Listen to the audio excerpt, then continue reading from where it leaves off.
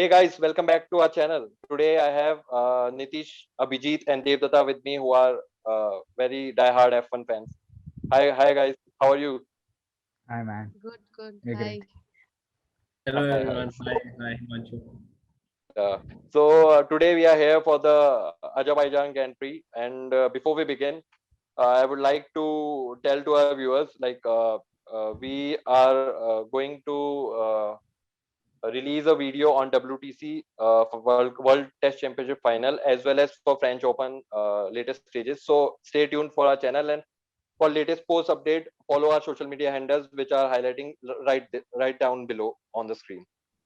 Let's move on to the land of fire. So what are your expectations, guys, from this Grand Prix? If we see in the past, there are a lot of accidents and yellow flags during the qualifying itself. So I will name Leclerc, Perez, and Ricardo are like obviously there, and with them Verstappen and Bottas also sometimes get into the this accident part. So what is your feeling like? Because in Monaco this time, apart from the qualifier one, in the race it was quite clean. Like you didn't see a single yellow flag, I guess. So Yeah, what's your take on that? that's true. Will it be the same for Azerbaijan, and what's the build up? Like, are you excited? So Vijit.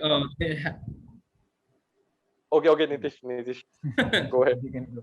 so there have been cases in the past where there are a lot of safety cars, even red flags in the Azerbaijan Grand Prix, and the corners are quite like 90-degree, exact 90-degree corners, Mm, and just one mm, straight road where the overtaking can happen a lot. Other than that, when you go inside the old city, just outside the walls, no overtaking. I don't even think that two cars even would fit in that Yeah, particular road.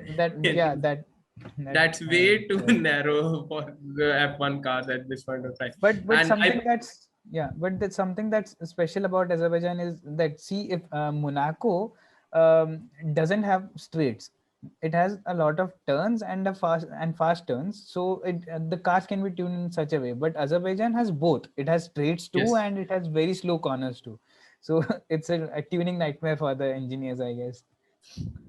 yes, definitely. yeah, And other than that, I believe that okay, red flags or safety cars will definitely be there. Definitely, I yeah, don't yeah. think that it can be That particular corner that can't can be. happen without the safety cars and have, because the first turn is itself is very intriguing. Everyone tries to push for the first corner Mm, itself when the race mm, starts, and mostly incidents does happen on the first corner in the first lap.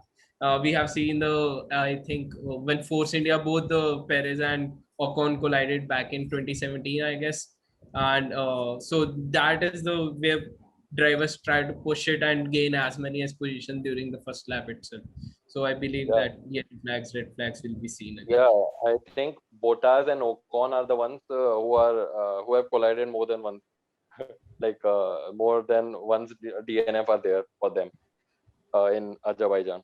So moving on, Devdatta, we have Devdatta as Louis Hamilton fan, and Max Verstappen is being supported by Abhijit. So the championship is moving in a quite hasty way.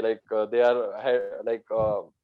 एक दूसरे के पीछे है भाई लोग, ठीक है, आगे पीछे चल रहे हैं बिल्कुल. और तुम्हें क्या लगता है कि मतलब who will have an upper hand in the Azerbaijan field, Hamilton or Verstappen, or even you talk about Mercedes or Red Bull on a whole, like for constructors.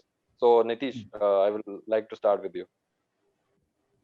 Like in this case, I believe Red Bull might have an upper hand because Perez is known for this is a track for Perez. He has tremendous Yeah, he has been good on this particular track. Won podium places in last 2 out of 3 races. If I am and the correct. Racing Point. Yeah. Yes, they're in the Racing Point and the Force India before. He has been on the podium over here and finishing ahead of the best of the rest in the last races as well. In back in the 2018 and 2019. So we have, I believe, Red Bull might be able to gain much more points in the constructor as well. But we have also seen how Bottas is this track is favoring Bottas as well. So Bottas, just if I don't consider 2018, he would have won in 2018 as well and won the race in 2019 as well. 19. So I believe rather than I think that it might happen that rather than Hamilton and Max, this race could turn out to be Bottas versus Perez, the number two drivers in both the cases, and would love to see that if that happens in this case. Yeah, actually, if we take the track of Monaco and Azerbaijan, apart from the straight in the Azerbaijan, they are the most similar tracks in the F1 championship, I guess. So uh, we saw the control Red Bull had, like Verstappen had in the Monaco Prix. So I think like Verstappen will be having an upper edge, no doubt about that. But you cannot count out both us, as you said, in 2018 and 19. So I want to ask the opinion from the Mercedes fan here, Devdatta. So What do you like think?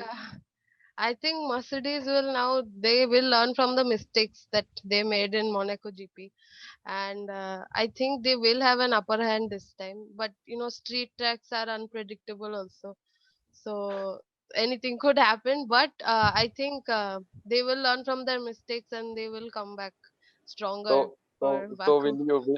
will you keep Hamilton or Bottas at the first? I personally want Hamilton, but Bottas also.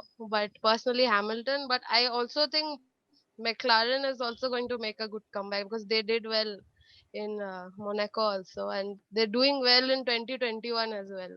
They have a good Yeah, car also, and Lando Norris has improved a lot, yeah, and he is someone to look out for. I mean, all the older drivers should actually look out for Lando Norris as well. So yeah. I think yeah, we could see McLaren also maybe on the podium with Yeah, the Mercedes. that's a great point you mentioned. Like as we have also discussed in the other podcast, till now, Lando Norris is going under the radar. Like he is maintaining his third spot, like Yeah, ahead of Bottas in the points table absolutely. also. So Absolutely. yeah, so with this, what's your thought on Verstappen? Like, will he lead the race as he did in Monaco, or what it will be for you, Abhijit? So, so again, this would be a bit dependent on the qualifying because this is also a street circuit. So we might see some action subsiding in the middle part of the race. But that being said, there are enough overtaking opportunities in Baku on the main straight and the other straights as well. So there is a fair bit of chance that Max can also come on top. I hope he comes on top because he's in great form right now. Yeah, I was actually happy to see him win last time, and on the last lap, if you remember, just 2 turns before the checkered flag, his car slipped out a bit to the rear. So that was a yeah, really like a scary moment. So and he's known to do that. Okay, so he's the Red Bull car itself is a bit aggressive, and that usually happens in that car. But from a race perspective, I do see that Max has some potential here, and as Nitish mentioned, his teammate might also be able to help the team overall to gain some points. Apart from yeah. that, putting Max aside, I would like to highlight a few other probabilities of drivers coming on top too, because Ferrari is in form right now. Okay, so I was just watching a video on Donut Media last night about how Ferrari managed to uh, come back in their form. So, as we know, 2020 was the worst performance ever for them in the last 40 years, and their engineers have got on working. So they have made a few changes. They have made the size of the turbocharger smaller so that they can spool it up faster, and there are a couple of developments that they have done. And within season, after the technical specs are frozen, every team gets tokens for their development parts. So this time Ferrari has very smartly chosen to work on the gearbox. And why gearbox? Because you might say that gearbox doesn't allow much difference in terms of the overall car, but it might only affect the power unit and the power delivery. But what why they have chosen gearbox is that if you develop the gearbox, you get the freedom to design the rear of the car as well, to redesign the rear of the car as well. So they have been constantly developing the car over these races, and you might have seen the performance too. They were, while they were underconfident in the first race in Bahrain, now they are slowly developing the confidence. So right now they have a great car, not at par with Mercedes and Red Bull as well, but we know that both Leclerc and Sainz are really good drivers. So apart from what my other peers here mentioned, Lando and Bottas coming up, I do feel Ferrari also has a chance here if the Leclerc's bad stint at street circuit doesn't act out here again. Yeah, that's so true. Like Ferrari also this time, like they are using Leclerc and Sainz very well, like as we can see. But Leclerc has a bad luck, had a bad luck in Monaco, and he is not liking the circuit of Azerbaijan as well. So I like I felt very bad for him when he broke the gearbox just before the race in Monaco. So Monaco is uh, unlucky for Leclerc, like from the beginning. yeah, He's never been able yeah, to finish in F2 and Finish in F1. F1. Never, never, never. Every time DNF.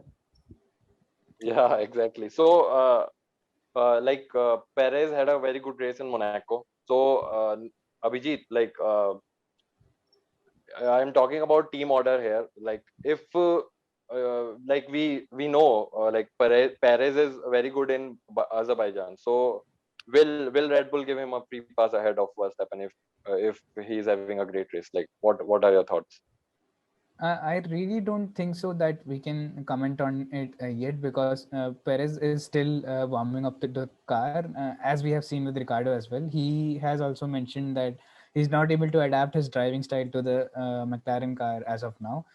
Uh, so I think the same thing is going on with Perez as well.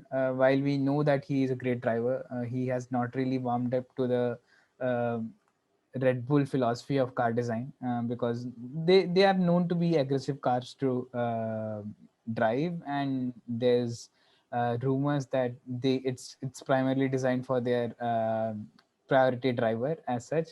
But let's see what happens. I don't think Perez will have a competitive edge over the other top lineup, but let's expect that he'll also do good because of his familiarity with the track and his prowess over the track in general.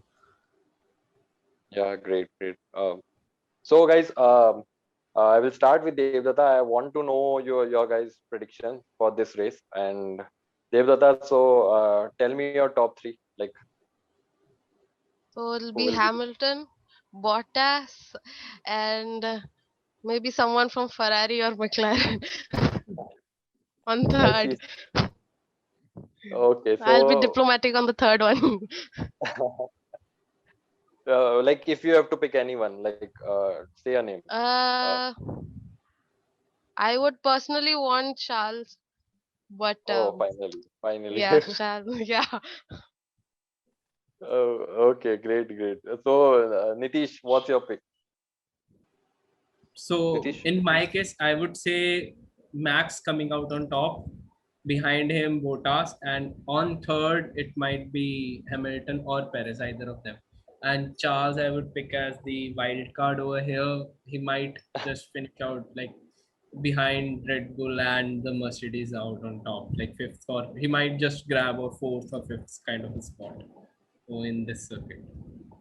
Yeah, so you are playing safe. I saw you. I caught you there.